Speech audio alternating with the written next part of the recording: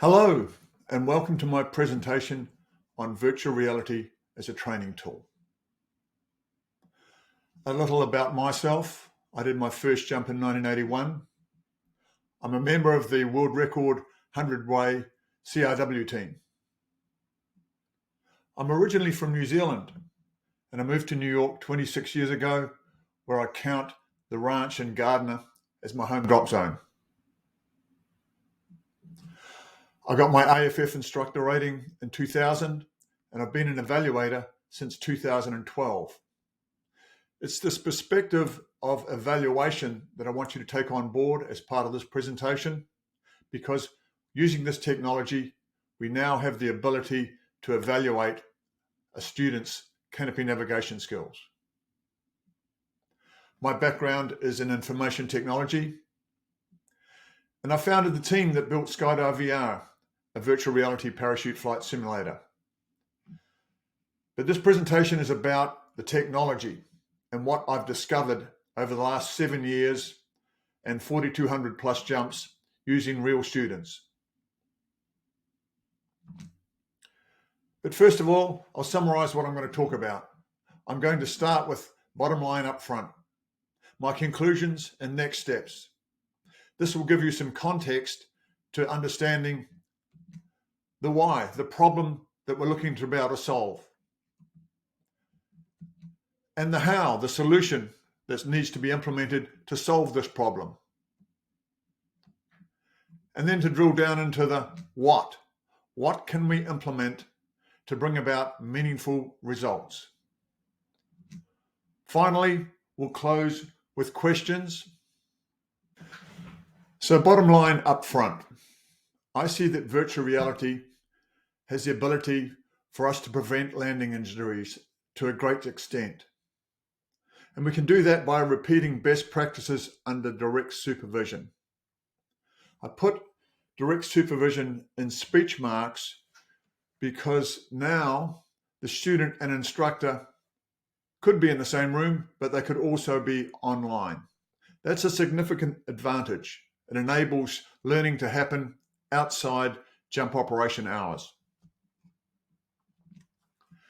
We also have an opportunity to evolve our culture of canopy navigation skills. The technology brings new benefits, new ways of thinking and doing things and testing and evaluating. We have this opportunity now. So on to the why, the problem that we're looking to solve. Landing fatalities, last 20 years. A downward trend, yes, and it's good to see. But I think it would be fair to say that there's still more work to be done. The why, the problem, non-fatal incidents. I want to draw your attention to the red and the orange. Landing problems. 45% of the non-fatal incidents in 2021, landing problems. 5% or 11 incidents were where the pilot did an unintentional turn to avoid other canopies or obstacles on the ground. 40% or 93 incidents were improper landing techniques. They either hit an obstacle, they did a poor pattern, or they encountered turbulence. I draw your attention to those items that I've now highlighted in red. These are areas that I see that virtual reality can help our fledgling canopy pilots learn and understand before taking to the skies. I would draw your attention to the 44 incidents related to a flare in orange. I do see that virtual reality can bring value to helping students comprehend and understand the picture on final approach. However, I don't see that it is the silver bullet. There still needs to be work to enable the students to comprehend and understand what's needed and how to do it. So now moving on to the how, the solution that we need to be able to implement. Supervised repetition. We've got decades of aircraft pilot simulator training to draw upon as a parallel. So I did some research and I talked to a couple of the instructors who work in these simulators. And so a few phrases jumped out at me that I want to share with you now. First of all, users gain experience. All of us in this room, we gained experience by doing. We can use this technology to help our students gain experience before leaving the ground. We can confirm that they adopt best practices. They understand what's needed and how to do it. Practicing generating options. This gives the students the ability to be able to comprehend and ask the question and answer it, where could I land now if I had to? And to be able to back that decision up with the skills to be able to land where they could do if they had to. And finally, to take on a mindset of accepting responsibility. This concept intrigued me for a while, so I sort of dug into it, and it has been shown that this mindset does help pilots improve because they accept that they are responsible. So I see that VR can bring supervised repetition to our sport in two specific ways. The first is on the drop zone, goggles, PC. This is a photo of how I have things set up at the ranch. In the corner, so it's out of the way, a chair and some bungees attached to the ceiling. That's all that's needed. It means the space can be broken down and used for another purpose quite easily if need be. The large screen TV, that helps students who are watching also learn. And I've found that as students watch and learn, they get better by learning from the students who've gone beforehand.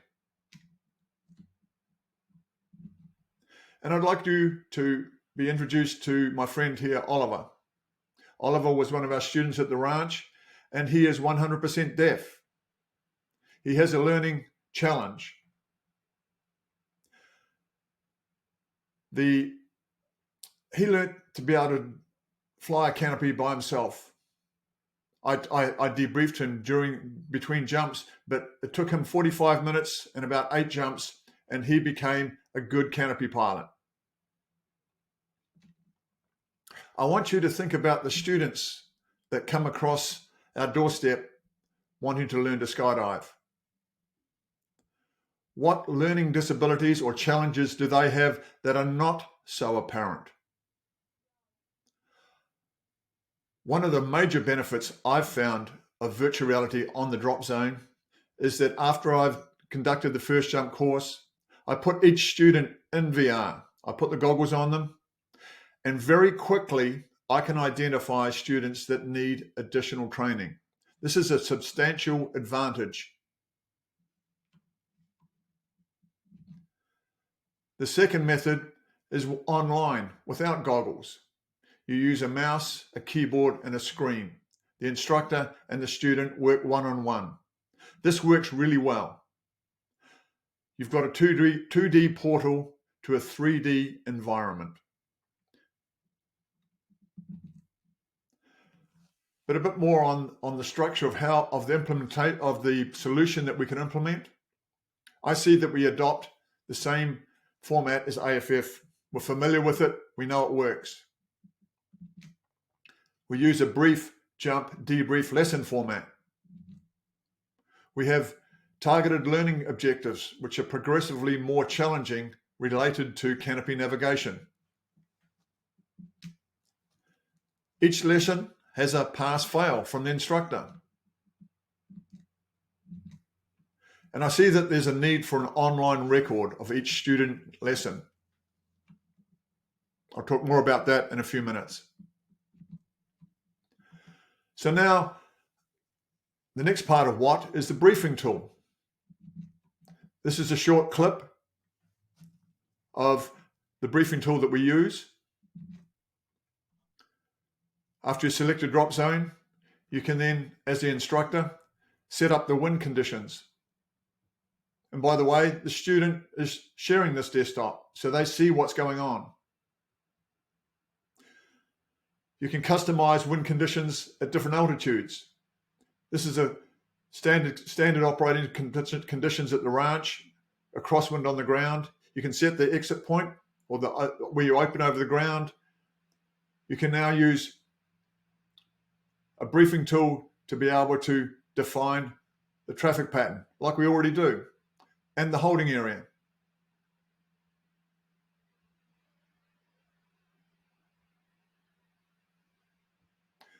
And in these conditions, with the wind coming from the south, half the drop zone has turbulence.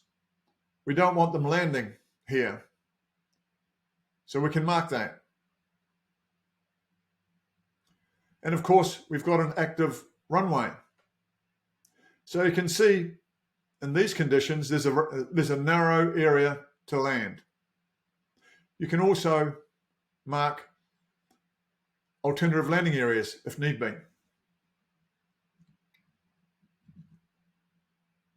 But what we really want is for the student to adopt a disciplined thought process. And it's the instructor's job to confirm that they're doing this. And this disciplined thought process is around the student asking and being able to answer the following questions. The instructor is there to be able to confirm that they have or have not a pass or a fail. The first question we want to be able to ask as a student is, have I got a good canopy? In virtual reality, yes. They will always have a good canopy. I don't see that this technology yet can help students prepare and handle or practice handling malfunctions. Simply because as an instructor, I see that we need to look at our students' eyes, watch their hands, grab their handles. Of course, they've got VR goggles on, so that's not really an option at the moment. The next question we want them to ask is, where are the other canopies? We want them to do this on a regular basis. The next question, did they look before turning? Here is a short video of what it looks like for the instructor and the student using 2D. The student is using the keyboard to steer their parachute and their mouse to look around. And yes, that's a working altimeter. And yes, there are other canopies in the sky.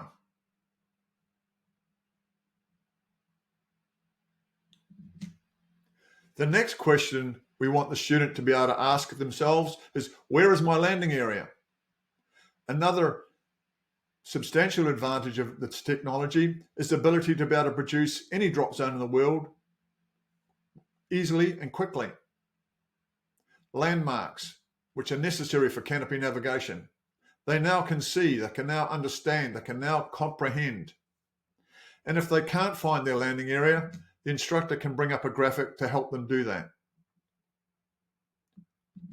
The next question is wind. Where's it coming from and how strong? The instructor has the ability to bring up a ground spot, which is where the student is over the ground at the time. And it helps them, the students, comprehend the difference between their airspeed and their ground speed, which direction they're flying and which direction they're moving. This is another substantial advantage to the technology, as students can comprehend and understand the effects of wind on their canopy during flight. The next question we want them to ask is, can they assess their landing point? This is a valuable question because it helps them answer the question, where could I land if I had to? Assessing their landing point gives them an understanding and comprehension of the glide path of their canopy. This is useful for flying parachutes. And I use something called the theoretical runway to help students comprehend this glide path or being able to assess their landing point. So it works like this. After they've found their landing point, they turn and face their landing area. And the front half of the theoretical runway, they fly over because they've got the altitude, the performance. The rear half of the theoretical runway, they drop short of because they haven't got the altitude, they haven't got the performance. In the middle, there's a patch of ground that they neither fly over nor drop short of. This is probably where they're going to land. It's a rough and ready way for a student to be able to assess glide path. And it's also caveat to the assumption that winds are consistent all the way down. The next question we want students to be able to ask is, how do I get to my holding area? Do I need to crab, hold, run with the wind? Are there any other canopies nearby which could influence this decision? And traffic pattern. What are my altitude points? How do I get to them? This concept of control in a 3D environment is where I see that virtual reality can bring a substantial advantage to training our students for canopy navigation and avoiding landing injuries. On final approach, assess the landing point. Again, we can use the theoretical runway because we want them to avoid obstacles. Another part of the what I see is a debriefing tool. Here's a short clip. We have the option for the student to be able to move pointers. This gives them the ability to practice being aware of where they were over the ground.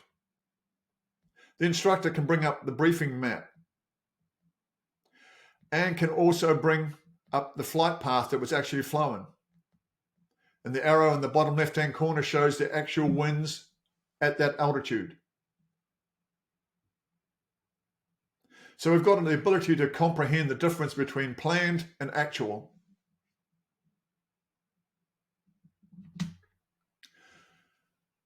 And finally, I see that we need an online record. These are the questions that I've just asked that I see are needed as part of the thought process we want students to adopt on every jump.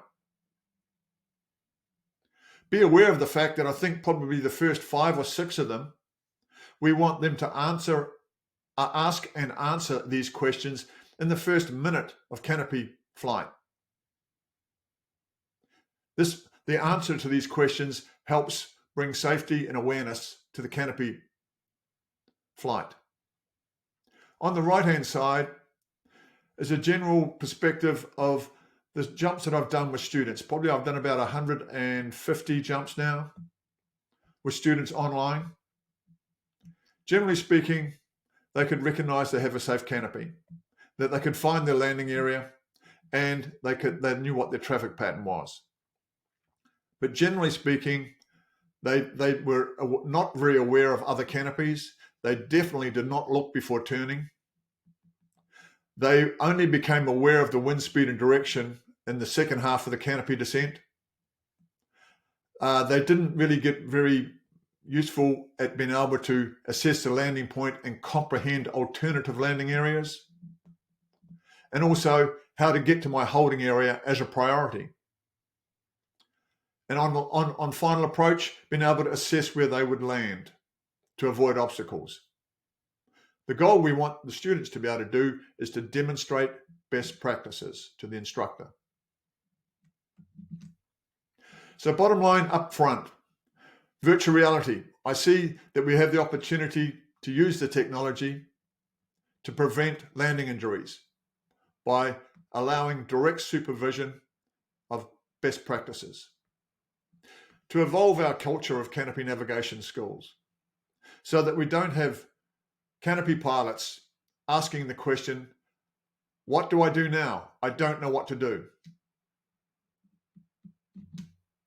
So the next steps I see, we're looking for instructors to test and align on best practices using VR. These are some of the instructors using the technology at the moment. And I encourage you, if you want, to reach out to them and ask them how they see that the technology helps their students. become more confident under canopy. Any questions, please contact me at these details. I very much appreciate your attention and thank you.